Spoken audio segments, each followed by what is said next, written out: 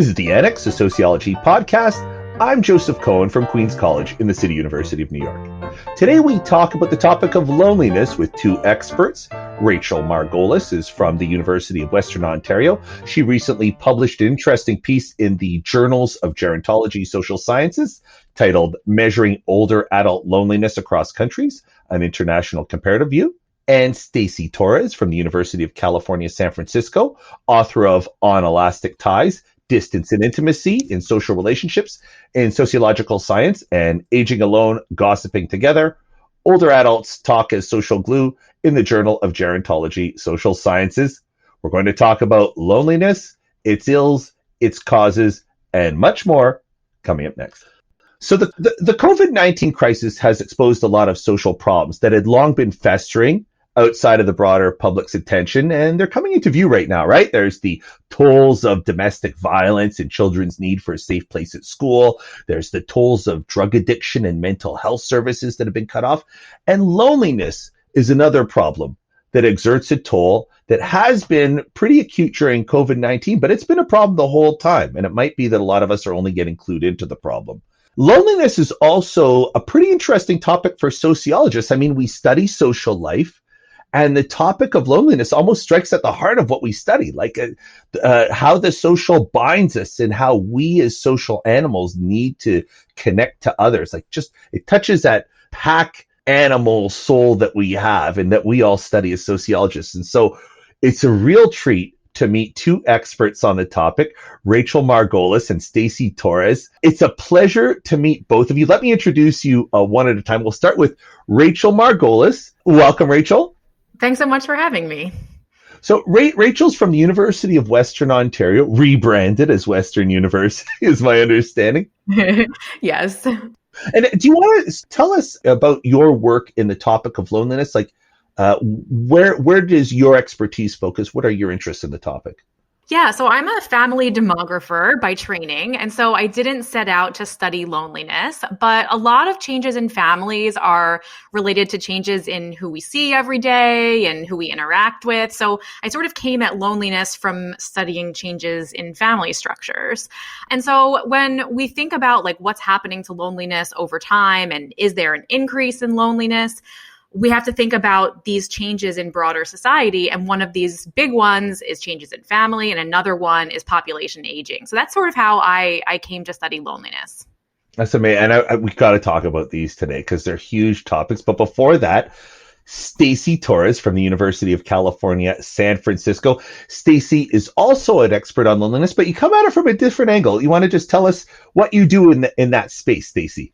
So I'm an ethnographer, and like Rachel, I also didn't set out to study loneliness. And even in my study, reflecting on my findings, I'm not really sure I can brand myself as an expert in loneliness per se, just because my participants were able to deal with many challenges that may induce loneliness, like living alone in kind of serendipitous and unconventional ways. But I also didn't set out to study older adults, but that's been the focus of my ethnography. And so I was really interested in this place where they would hang out, this local bakery, which eventually did close due to gentrification and losing a lease.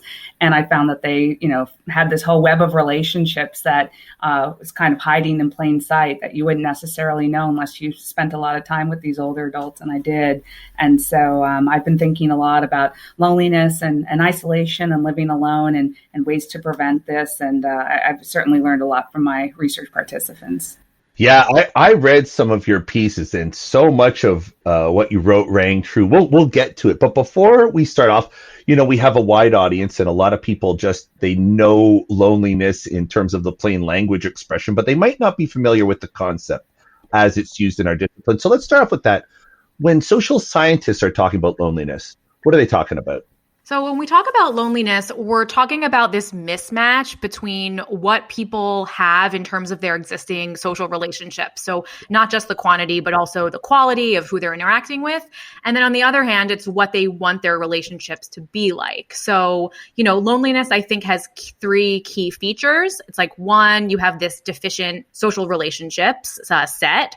Second, it's subjective. And third, it's distressing to people. And so we generally measure this this in surveys with a pretty simple question, like how often do you feel lonely, or have you felt lonely much of the time, over the last week? And so we have really simple measures of measuring it at the macro level. And I think it's a topic that we can study from lots of different angles with different kinds of methods. Yeah, no, I think Rachel did a great job of breaking down some of these distinctions. One of the sort of common confusions is social isolation, the state of being alone, loneliness, and it's really different. And so you can be alone and be completely satisfied with that. You can view it as solitude, whereas loneliness, I do feel, has this emotional kind of anguish feeling that comes along with it.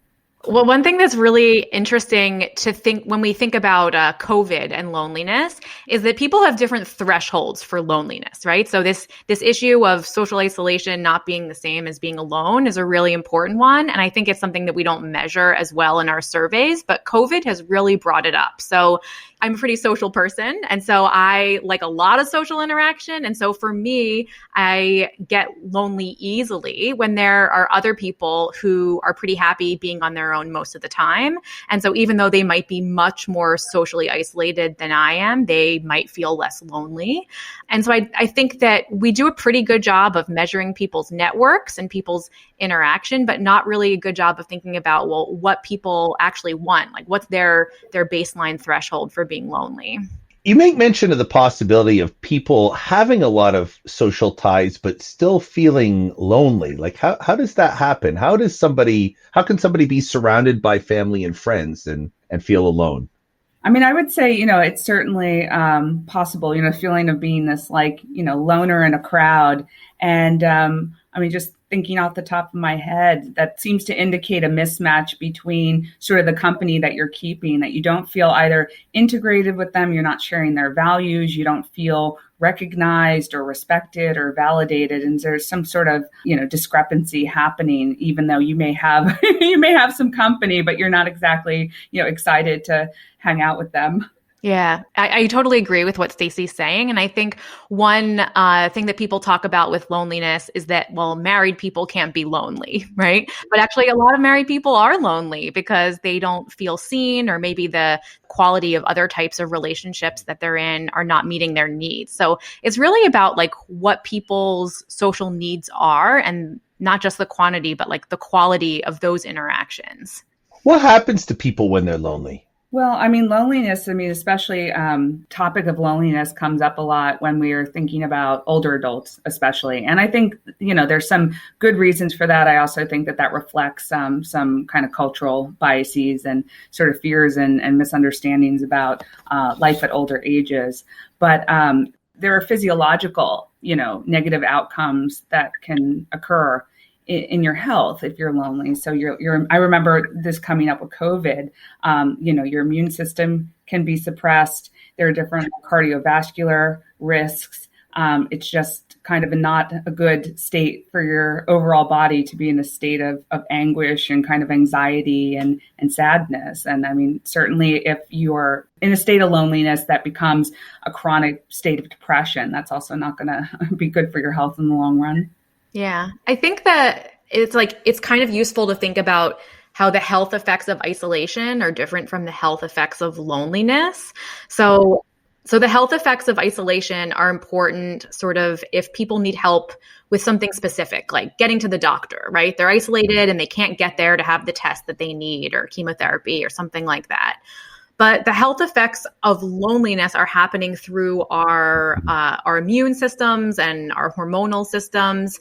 And so it can affect many different things about our health. So, Stacey mentioned our physical health, like our blood pressure and cardiovascular disease, but also our cognitive functioning and sort of more general measures of mental health. So I actually think that loneliness is more important for thinking about how it affects population health than social isolation.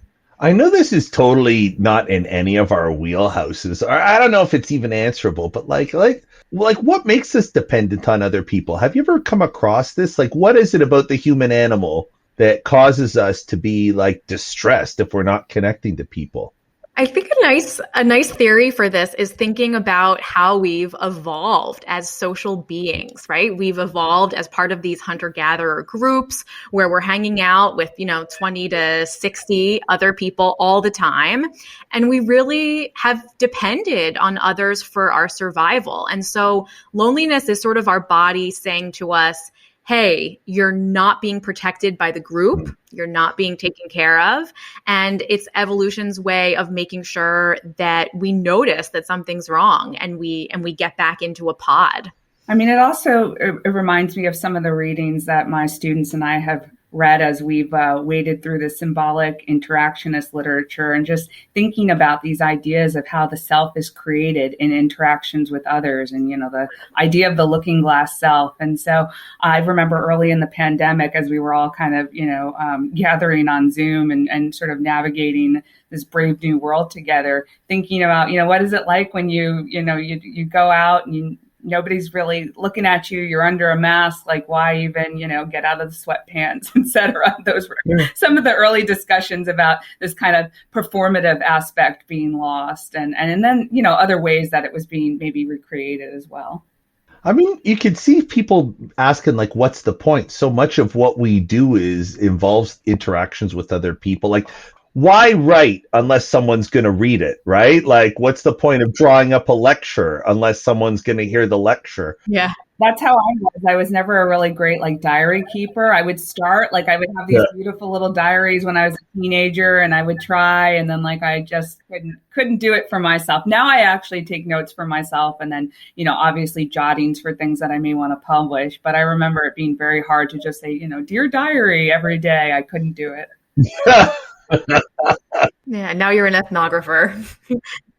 Taking notes for a living. The irony of it all. Had to be for someone else's consumption, I guess. But you could see how loneliness becomes a problem as you age, right? Especially if it's meaningful relationships that you're seeking instead of just any relationship. It's like if what you do is, engage with your peers and your peers start disappearing or the world that's meaningful to you starts disappearing, you could really end up, it's a situation where you're like, what's the point of anything? Or what do I do? Tell me, what you guys both study loneliness in elderly people, but Stacey, you mentioned that there are a lot of myths. Was it one of you mentioned that there was a lot of myths about the elderly and loneliness as well? So what happens as you age with loneliness? What's going on there? I mean, I think one of the things is thinking about kind of the arc of aging studies and the sociology of aging. There were a lot of myths, around, I would say, kind of the 50s, 60s, 70s, that older people withdrew from society, that something happened when you were older. It was called disengagement theory.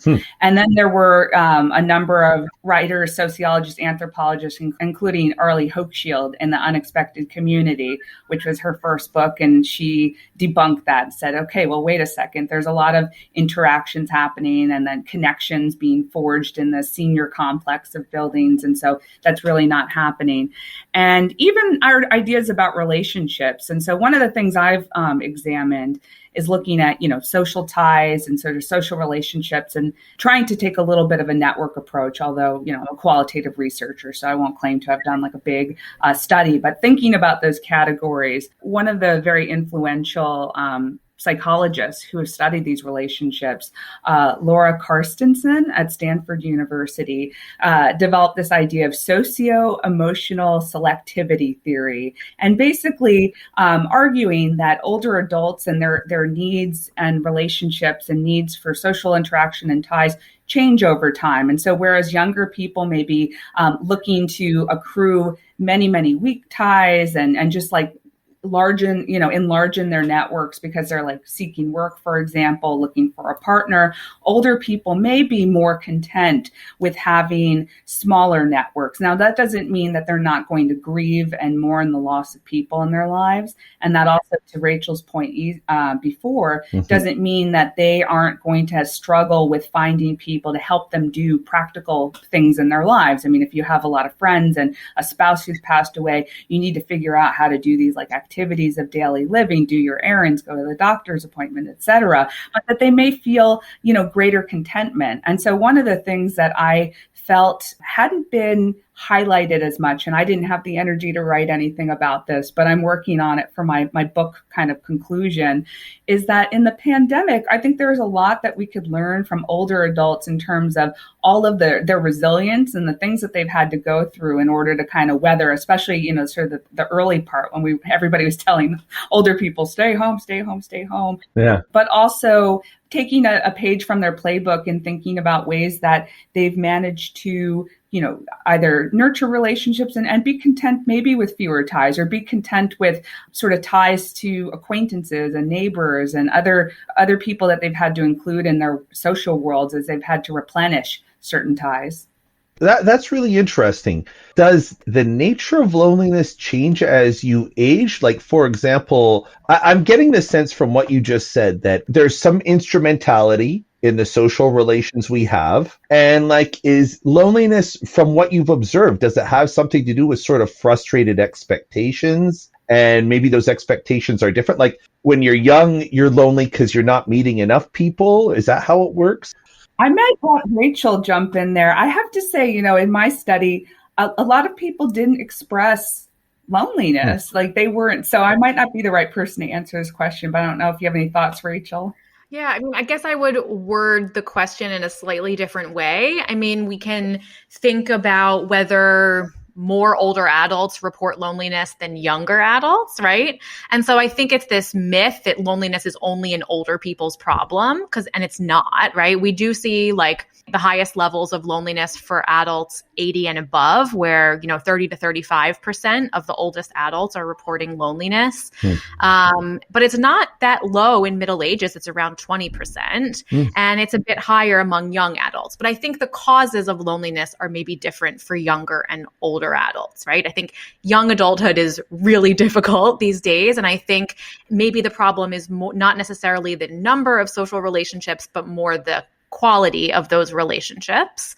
I think for older adults, I think loneliness is more about adjusting to life's transitions. So, we'll see that older adults are more likely to report loneliness right after they've retired, right? Or right after a spouse has passed away or something like that. I also think older adults have more of these contextual risk factors for loneliness. So, they're more likely to not have people depending on them. They're more likely to live alone. They're more likely to have lost close friends. And so I think, as we think about what's happening in the future and what's happening with older people and the fact that we're going to have so many more older people, we can think about like these contextual factors and then what people can do to sort of offset those different kinds of things. But yeah, I think loneliness is a bit of a different animal for people in their 20s and people in their 70s. Talking about adjustment, though, as you get older, Stacey, I really enjoyed your piece. It made me think, not to get too Canadian, but like it made me think of all the old folks at Tim Hortons, which was that's sort of like the old people hubbed where I grew up. You wrote a great op-ed on McDonald's and public spaces, and it was a nice sort of illustration of the survival strategies that older people go through. Can you tell us a little bit about your work and those sort of public congregation spaces? Absolutely. And it seems like everywhere I go, I'm just kind of hanging out at these places because there was a recent, or I guess a couple years ago, a conference in Montreal for ASA. And of course, I met an older guy at the Tim Hortons. Yeah. And he even gave me like a free McDonald's, like he had a McDonald's frequent flyer coffee card. He said, don't tell anybody, but I'm going to give this to you. But yeah, so my research has looked at how older adults are creating these webs of connections to help them deal with some of the transitions that Rachel has mentioned in neighborhood spaces. And so initially, I was interested in understanding how this little bakery in Manhattan had survived gentrification. I was just shocked that it was still around. It seemed this place that was preserved in amber, just very, no frills, low key. And I initially found this place when I was working on my MFA thesis. And I was, apparently I had the same schedule as a graduate student then that a lot of older people did. So I would kind of roll out of bed when I wanted and we would be there. And it wasn't until I started to think about studying this place more formally that I realized, oh yeah, wait a second, everybody but me who are like the most frequent customers here and linger for hours at a time are all in their 70s, to 90s. And why is it that this is their place? Why are they not at the senior center? And then, where else are they going to go when the place closed? And so I did end up at McDonald's and a couple other places around the neighborhood, park benches, other little delis where there was a table with 4 chairs. And that was, enough to recreate an evening, nighttime world of older adults. And so I think, one of the things that Rachel highlighted too in some of her research about measuring isolation or measuring loneliness rather, and looking at some of the things that people mentioned as, I guess, facilitating connection are going to familiar places. And so that's what I found in my study is that, people that I spent time with had mobility problems. They couldn't really walk very far from their homes. And so those places, there was this sort of radius of walkability around their apartments. And then they'd make their rounds, their daily rounds. So that was very important. And it became, to quote Lynn Laughlin's work in the public realm, their home territories. And so it wasn't like they were just aging in place, like in their apartments in the 4 walls of their home, but they were aging in all of these different places. And that's where they would see, people became, either familiar strangers, right? And they just kind of saw people and didn't interact, but often they became more than familiar strangers. Now, whether they were friends, that's a whole other question, or they considered each other neighbors, but they definitely were doing a lot of sharing. They were doing a lot of venting. They were doing a lot of like comparison shopping when it came to like doctors and prescriptions, and all sorts of practical services were exchanged as well. I think there's something that we can all really relate to about this story that you're telling about people aging in a small neighborhood during COVID. Like, we all are home so much more. We're noticing our neighbors more. We're not taking public transit. We're not getting in our cars. And so we all have these like much more limited spaces. And yeah, I hope that people are just like thinking about what it's like to be old as we're all sitting at home and like thinking about how they can help an older neighbor out. It's true. I mean, I miss Starbucks a lot, and I'm doing exactly the same thing at Starbucks as I do at my home office, right? I'm just on a computer, but there is something that I definitely miss. I miss taking the subway. It's just how you feel connected. But the dynamic that you're discussing about McDonald's and things like that, like I see that with teenagers too. They all go at the same time. And it reminds me of a concept. I don't know anything about loneliness or really, much micro-soc, but like in econ soc, my field, there's sort of like a concept of local economies of scale. It's like all the tech firms converge in San Francisco because that's where all the talent is, and the other tech firms. And it's like it becomes a drop-in spot, I guess, where people can be assured to find some type of interaction.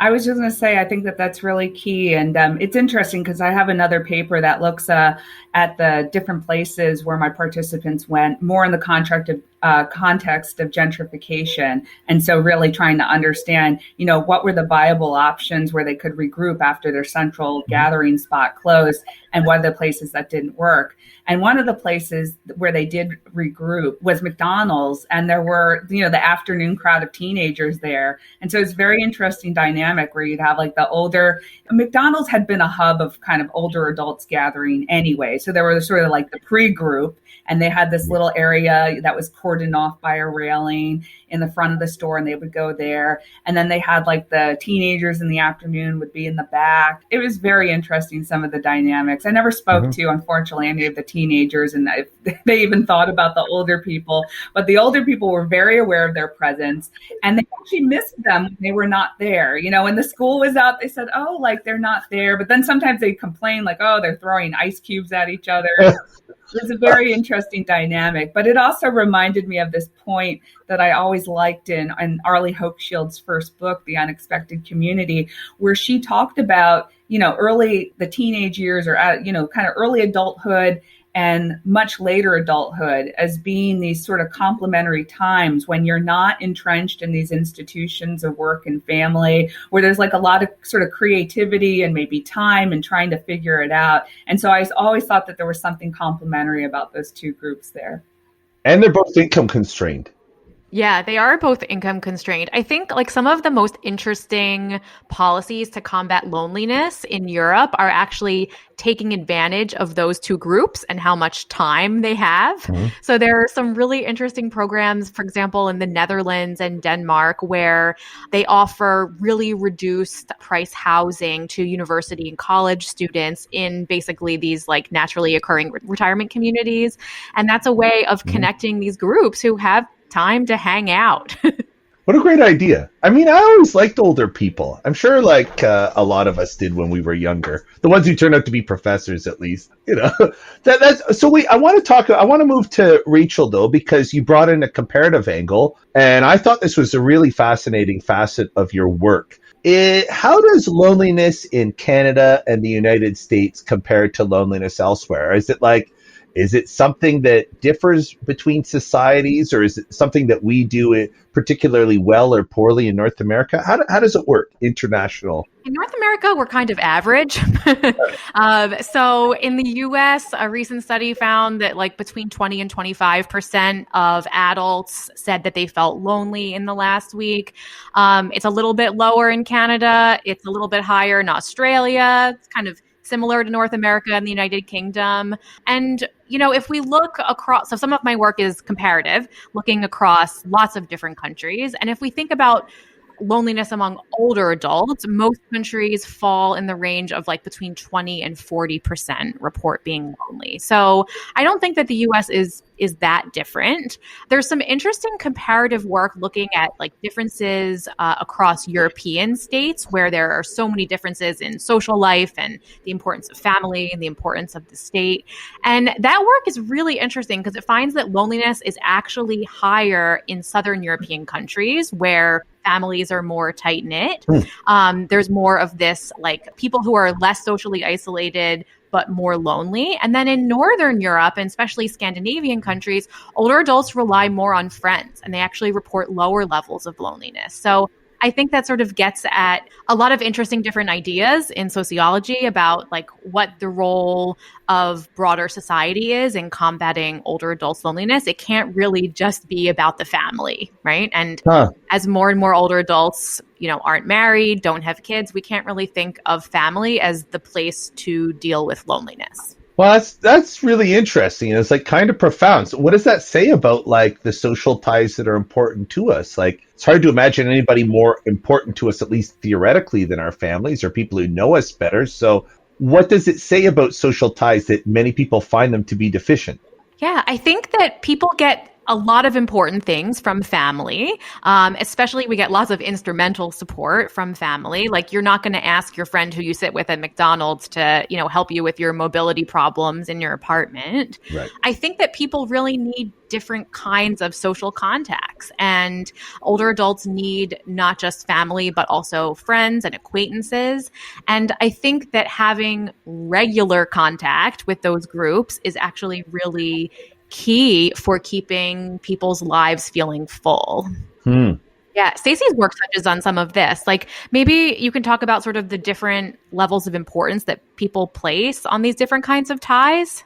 Yeah, I mean, I would say it's it's kind of a medley and a mix. And like Rachel was saying, you know, in my study, when the huge health crisis came, somebody was hospitalized, somebody had a heart attack. Maybe they had to consider, they had to spend some time in a nursing home to recuperate. The family was there, often, like even older adults that I had in my study who, were never married, didn't have children, but had like a sibling in Texas, for example. That sister had to become very involved in kind of the day-to-day management of this crisis.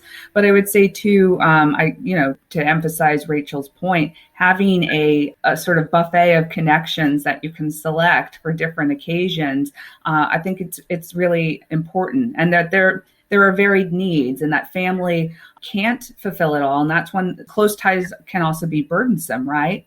And so that's the thing that was very important to the people in my study too, is not wanting to become a burden, not wanting to be overly dependent, really wanting to maintain independence, which really is interdependence. And so how do you achieve interdependence? Sometimes you do have to rely on family. Sometimes you're going to kind of spread that responsibility around and rely on a friend for some issues. I don't know if either of you have delved into this. Has loneliness gotten better or worse over time? I mean, you hear about bowling alone, for example, and we're not part of like the Kiwanis Club anymore. No, we're not. But on the other hand, we're all tied together. I know with social Twitter, somebody had a close family member pass away, and I felt sad for them. I had never met that person in real life, but they were kind of an internet friend, and I felt sad as I would for, anybody I knew.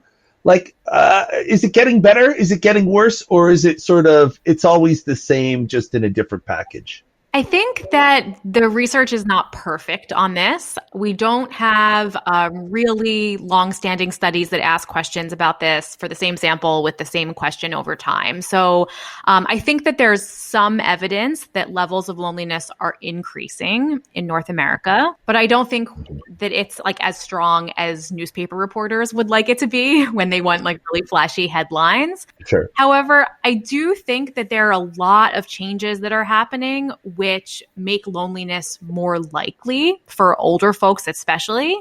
And so we need to sort of think about how these contextual factors are going to play out over time. So if, pay attention to these things that do contribute to loneliness, for example, like more living alone, fewer people married, population aging, right? Mm. Fewer regular social interactions in bowling clubs and Kiwanis Club and things like that. And getting people to think about how they're going to handle these things in the same way that we plan for other kinds of transitions, like plan for having wider social networks. I think that can be like a more positive aspect to thinking about how we're going to deal with loneliness as a society moving forward.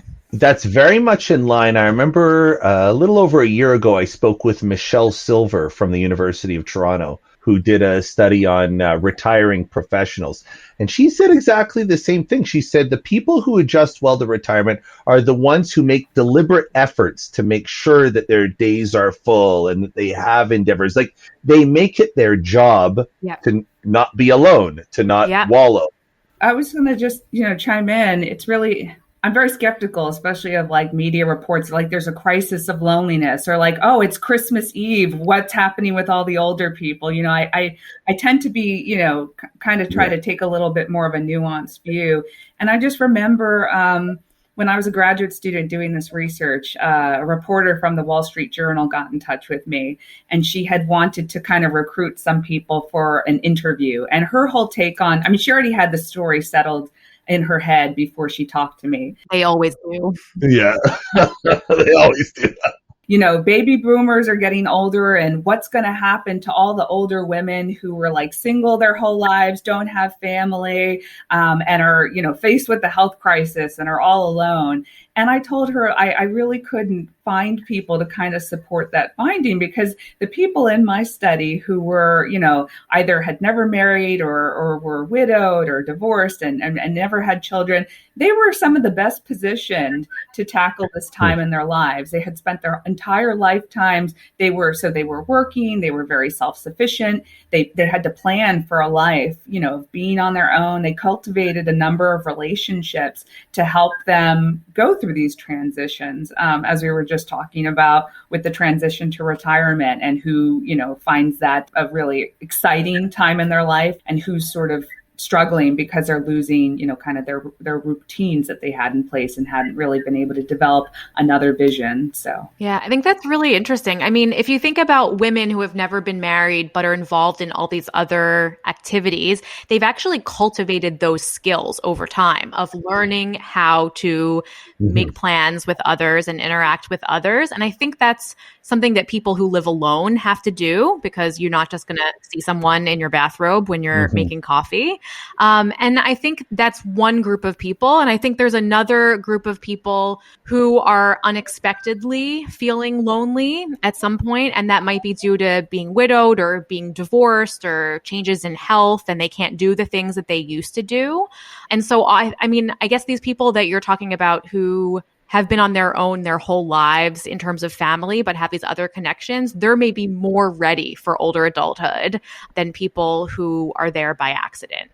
Yeah. I mean, I would say too, there's definitely a different gender dynamic. And so women who are sort of the cultivators of, getting people to the doctor's appointments and kind of keeping up, maintaining those family relationships, sending out like the greeting cards, that the people that I saw that really struggled sometimes were the older men, especially, and research bears this out, older men after, losing their spouses or, heterosexual women's spouses are, sometimes adrift and have to kind of figure that out. But I'm still hopeful. Like I remember a long time ago as a student running into another student who did this great little study but it was a study of older adults, older men who gathered at a donut shop in California. And so even they were able to kind of cultivate, okay, what did they like, this sort of after retirement life? And it was very interesting because the dynamics were a lot different. I had kind of a mixed group verging more on women, but these men would clock in with each other and kind of report every day at the donut shop, like, oh, okay, I did this, I did that, I'm going to do that, almost as, they were sort of recreating this workplace environment. Yeah, I think that's great. In my apartment building, which is mostly full of older people, there's that same group of men, and they get together in the lobby every day at 2:00, COVID or no COVID, with their masks on, and they shoot the shit. They want to know everything that's happening in the building, who's visiting whom, daily updates. But what's really interesting to me is I'm gathering from you that avoiding loneliness or dealing with loneliness is like a practical skill. There's practical skills attached to social connectedness. That makes me think that there are interventions used to fight the problem. Have you heard of any? Like, do you have a sense of interventions available to us? Yeah, I can think of like 3 different types of interventions. So the first is sort of solving the structural problem of not running into anyone. And that's these experiments in co-housing, which are really useful programs that give people their own independent living space, but then also have some structured activities where you see people who live in other units, but also people of different ages. And then we can think about more sort of individualized programs. There's a really interesting experiment they did in older people where they have people journal and think about what the meaningful social relationships that they have are and what they might have lacking and what they can do. And they sort of offer these different suggestions for that. Yeah. And I think I could imagine also like another type of retirement transition activity where, the person in HR who meets with you to talk about your benefits or, you leaving work is also talking to you about how you're going to fill your time and how you're going to structure it. And I think that's something that maybe comes more naturally to women, which is something that Stacey touched on. But I think that it's something that can be taught. And I think that it's really useful for thinking about at these key life transitions. I mean, I would add too, I'm not really thinking about intervention so much. I mean, I hope that my work has some implications, but and I say that as somebody who's on a health sciences campus, so everybody's always thinking about interventions there. But one broader, recommendation I guess I would have, and I've thought a lot about this in our COVID times, is just making sure that people of all ages and all abilities have access to safe public spaces. And so having accessible, safe spaces, supporting small businesses, is crucial in this time, because one of the losses really has been, even for my older adults, is you can't go to the McDonald's, you can't go to the Starbucks, you can't, even in some buildings, they don't even want you to talk in the elevator because of the particles of virus that could be transmitted. You're not allowed to sit in the lobbies. They've taped up the benches, so they're not even allowed to do that. And so, making sure that we have green space, there are parks available that even crossing the street is safe, that you don't have to feel like you're going to, go out there and get hit by a car. I mean, like they're driving very erratically around many cities, including out here in the Bay Area. People are getting hit. And I just think too about the recent attacks that we've had on Asian older adults across the country, but in the Bay Area. And it's painful on a number of levels. But one of the things that I think about too is that these are older people of color who don't have the whole, world delivered at their door through Amazon, need to go out, shop in person, tend to bring cash around. So that also heightens like their vulnerability as sort of, perceived as an easy target. And it's just really a difficult situation when there are other hazards, whether it's like a, traffic hazard, the sidewalks are broken, or you don't feel safe, or you can't, the public transportation / like all of these form an ecosystem. And so I think having those places accessible is really important to be able to run in to other people and have these sort of serendipitous interactions with strangers as well. Yeah. Isn't it great when like the policy prescription for loneliness is also the policy prescription for like a happy, healthy society? Absolutely. Yeah. Well, it's part of it, I guess.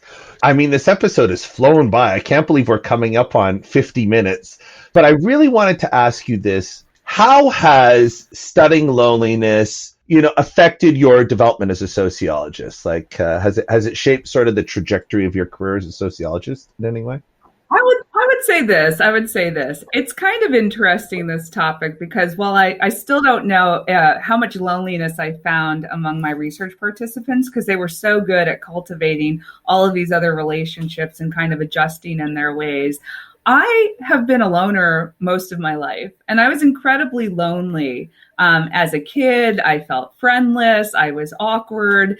And so I think one of the things that I've just really learned over the years of being embedded in the field with a lot of older people is to kind of embrace that second half of whatever part of my life is, because honestly, everybody in my family dies early. So knock on wood that I get to have, a longer life, but to really kind of embrace all of it, the messiness, even the things that sort of look like what we would think of as negative interactions like gossip. It's all sort of grist for the mill. It's all kind of connecting us and involving us in a web of larger connections. So I don't know if that answers your question, but definitely I've learned a lot about growing old. And so, and to grow old without fear, which is what we should all strive for.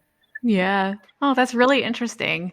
Yeah, I'm trying to think about how studying loneliness has sort of shaped how I think about sociology. I mean, I think that loneliness is kind of the perfect topic for sociologists because it involves these structural factors about our families and the state and our communities, and then all these different individual factors about what people like, how social they are, what they find meaningful, and then think about how it changes across the life course and how it varies across societies. And so I think that there's like so much interesting cross-cultural work that we can do about thinking about how people report loneliness, how people feel it, and like what people feel is appropriate and successful to help them combat it. So I kind of feel like loneliness is like this key topic when we think about social integration and like what makes us happy as individuals in a society. It's just kind of at the core of everything. I got that. When I was reading your stuff, that's what kind of how it struck me. I was like, wow, connection is really an end just as much as it's a means to an end. I think in sociology, we often think of how our social relations are good for doing things, or how we manipulate social relations to achieve external goals, right? Like how you can wield cultural capital to gain economic capital, or how you can manage the social. But like in a lot of senses, I wonder, maybe the causality is mixed up, and like a lot of the things that we see social relations as instrumental means towards an end, it might be reversed. Like we might like going to work to connect to other people more than work is the vehicle, just as much as work is the vehicle for money. It might be that, we, the things that we try to achieve, young people trying to achieve fame or, those are all seen as vehicles ultimately to get the connections that we like. It reminds me, so last week's episode, it will come out, I guess the listener will hear it, who knows when, but we were talking about cults. And one of the questions I asked was like, how do people become convinced of these insane ideas? Like that you have to kill yourself to hitch a ride with an alien traveling behind a car or something like that. And I got a really, really interesting answer from Craig Rawlings from Duke University, who recently put out a piece. And he said, sometimes these cults, the belief system is secondary to the social ties. So, for example, with QAnon, some people really feel a link to the other QAnon conspiracists that they relate to online. And when you malign Q conspiracy, you're maligning a person's friends, and they will, contort their belief systems or act in a defensive manner because it's the social tie that they're defending, the co-conspiracy theorist or the co-cult member. And it's the social tie that is really the draw. And the manifest ideologies that they're fighting for they're like coincidental to the root desire to connect. I mean, that's the same with all religion, isn't it? Like cults and mainstream religions. 100%. My wife is clergy. I will tell you, absolutely. Like the people who go to her synagogue, they all go and they see each other, and the synagogue is a vehicle for them to get together in some point, just as much as it is for them to get together to perform some external thing. Yeah. So absolutely. So I got that in my read of your work too. I was like, wow, just connectedness. It's such a primal need. Yeah. And I think the people, like there are people who maybe move more towards institutional connections, like being a member of a synagogue or church. And then there are others that kind of want to do their own thing. And so they'll form social relationships in different ways and manage those in different ways.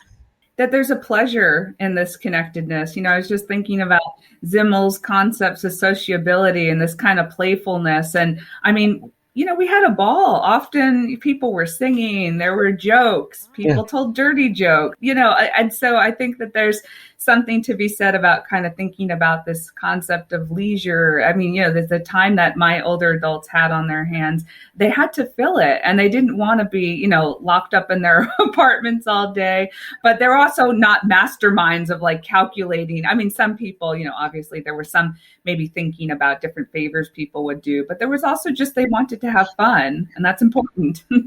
Well, that's about all the time we have. That just whizzed by. But it was a real pleasure to get to talk to both of you. So thank you so much for coming on today. Oh, thanks to you guys. This was fun. Yeah, I learned a lot. You've been listening to the Annex, a sociology podcast. Thank you very much to Rachel Margolis from the University of Western Ontario and Stacey Torres from the University of California, San Francisco. We're on the web, theannexpodcast.com, on Twitter @SocAnnex, and on Facebook, the Annex Sociology Podcast. The Annex is a production of the Queen's Podcast Lab. For more information, visit queenspodcastlab.com. Our lead producers are Liseth Moreno and Han-Mei Cho. Music by Lena Orsa. I'm Joe Cohen. Thanks for listening.